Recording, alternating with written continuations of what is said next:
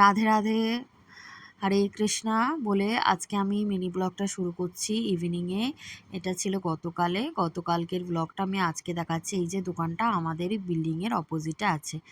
ইনি হোমমেড সব কিছু, একটু পিৎজা, তারপরে কেক এগুলো বানায়, আর স্টেশনারি শপ কিন্তু এগুলোও পাওয়া যায়। তার পাশেই হচ্ছে সবজি দোকান।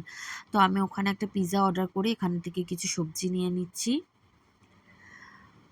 এনাকে দিয়ে একটা নারকোলও ফাটিয়ে নিয়েছি। নারকোল ফাটানোটা দেখায়নি, জানি কি না কি বলবে যে আমার ভিডিও করছো। আর তারপরে পিৎজা নিয়ে বাড়ি ফিরেছি মেয়ের আবদারে, কিন্তু সে ঘুমিয়ে পড়েছে। তো আমি একটু পিৎজা খেয়ে নিলাম, গরম গরম ছিল। আর তারপরে দুধটা বসিয়ে দিয়েছি, আর এখানে চাও বসিয়েছি। ভেবেছিলাম চা খাবো না, কিন্তু পিৎজা খাওয়ার পরে মুখটা নোনতা হয়ে গেছে, তো একটু মিষ্টি মুখ করতে হয়।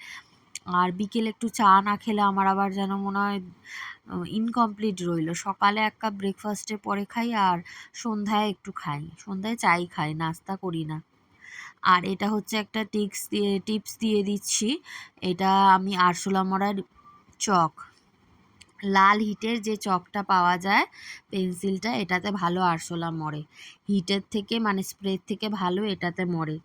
আমার এখানে না আলু রাখলে প্রচুর বেশি আরশোলা হয়ে যায়, তাই আমি প্রথমে এই আঁকিবুকি করে নিয়েছি। আর এই যে এই মলারটা দেখছো, পেপারটা, এই পেপারটা হচ্ছে ব্যাগ। বিগ বাস্কেট থেকে যা সবজি কিনি, সেই টবজিগুলো ওরা এই ব্যাগে করে ডেলিভারি দেয়। আমি ওটাকেই সুন্দর করে কেটে বিছানা পেতে নিয়েছি।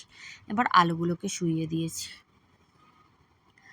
এরপর আলুরা থাকুক নিজেদের ঘরে, আমি চলে যাই এগুলোকে গুছিয়ে নিই। এটা হচ্ছে মাশরুম নিয়ে এসেছিলাম, আর টমেটো নিয়ে এসেছি। আর কথা বলতে বলতেই আমি একটু বাদামগুলো ভেজে ছাড়িয়ে নিয়েছি, যেগুলো আমি জারে ভরে রাখছি।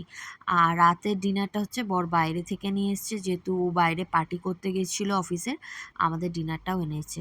ভিডিওটা ভালো লাগলে সাবস্ক্রাইব করো, লাইক করো, দেরি করো না। টাটা।